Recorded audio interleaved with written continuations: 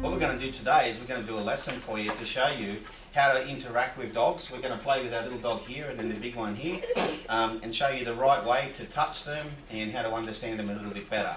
And the idea is that means that you and the dog can spend time being a little bit more comfortable with each other and make sure nobody gets bitten or hurt. So generally what we want to talk about first is how important are animals in our life. Well, a lot of people don't know this, but sometimes when people are blind or they can't see or they're really sick, they use an assistance dog. And that type of dog, what it actually does is it assists them in their life. So if they can't see, the dog can see for them, and it leads them places and helps them find things that they lose. And some dogs are so smart that if you were feeling really sick, they can press a special button on the telephone and it can call a doctor. And that doctor can come in and they can detect if you're sick. So they're extremely smart. And that's why a lot of therapy people use dogs, because they make us feel a lot better. Even if it's not a trained therapy dog, just being around dogs makes us much happier. And I know because I've grown up with dogs all my life. The first dog I ever had was a German Shepherd, and his name was Rebel. And I got him when I was about 1 year old. And he was a big guy, and he protected me for quite a few years. Had many dogs since. Has anybody here had a dog in their family? Yeah, very good.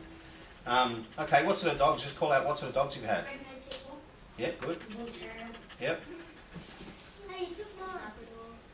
So another, what, sorry? Labrador, very common. I grew up with one. His name was Boy. The idea too is that sometimes people bring me a dog that might have bitten someone sometimes. Has anybody here ever been bitten by a dog? You have, yeah? I was walking to the mailbox and, I was opening it up. Sometimes they think that you're going to take their food. Yep. Did you say you were bitten by a dog? Yep. Whereabouts? On my arm. Yeah. I know someone who got bitten by a dog. Do you? Because their dog was vicious. He got bitten here and on his foot. Yeah. I know a dog that if you walk up to it, it turns around and it growls at you. Yeah. And foxy. What happens is when dogs start making noises, what they're trying to do, it's the same as when we make noises, they're trying to communicate.